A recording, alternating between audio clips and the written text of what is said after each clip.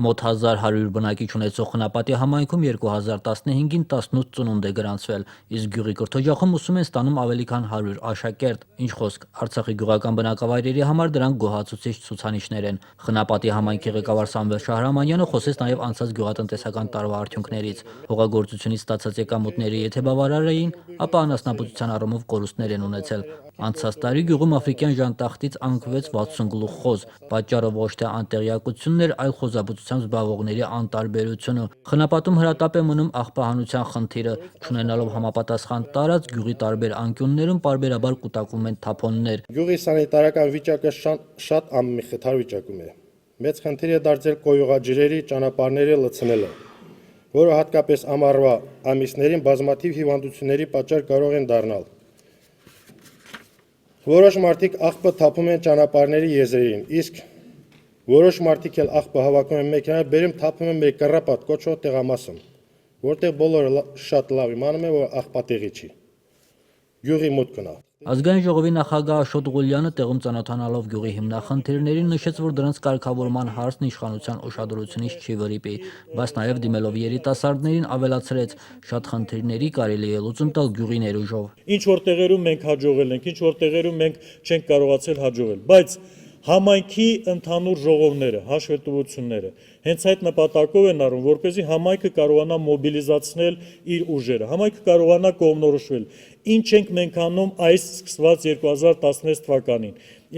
այն որ ավականին, այն որ համայնքի ղեկավարը պետք է անպայման այդ աշխատանքի առաջին ուղղորդող անձիկ եւ մարմինները լինեն, սա պարզ է։ Ազգային ժողովի նախագահի հաջորդ կանգառը Խրամորթի համայնքում էր։ 2015-ին կատարած աշխատանքների հաշվետվությունը ներկայացրեց համայնքի ղեկավար Արգեմ Մկրտչյանը։ Համայնքապատկան մոտ 734 հեկտար վարելահողերից սեփականաշնորհված է 250 հեկտարը, վարձակալած հողատարածքները կազմում են ավելի քան 390, իսկ պահուստայինը մոտ 88 հեկտար։ 2008-ից 2015 թվականների ընթացքում համայնքի ժամկետանց պարտավորությունները հասել են մոտ 5 միլիոն 600 հազար դրամի։ Վարկերն ուղղել են գյուղատնտեսության զարգացմանը, հիմնականում այգեգործության ճյուղին, սակայն միշտ չէ, որ բնությունը բարեհաճ էր հողի մշակի հանդեպ, այստեղից էլ պարտքերի կուտակում։ Խրամորթի գյուղատնտեսների մտահոգությունն այսօրվա դրությամբ պարտավորությունների մարման ժամկետները երկարաձգելն է։ Այգի գցելի հետ է, եթե այգին յուրոնը բենան է, գյուրում են բիզնես ծրագիր է, 3 տարի տան տոկոսներ, 4-րդ տարին սկսին, այսինքն 50% փակին։ Այ ժողովուրդ, շտեք տեսալ այգին, նրան այգին 4-րդ տարում քեզ այնքան բերտա վերբեք։ Այդ մարդը այդ երկալած բենը վարկը,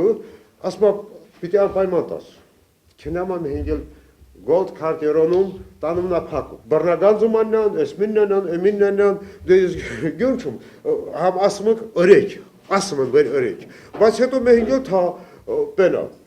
Ձեզ պիտի դատակ վեր այդ պարտանյութին հախտուաչ։ Գյուղը նաև ոռոգման ջրի պակաս ունի, այդ առումով ընթացիկ տարում աշխատանքներ կիրականացնեն, նախատեսում են արտեզյան ջրհոր կառուցել արդեն պետական ծրագրով։ Այսօր էլ պահը ուզում եմ օգտագործել ձեզ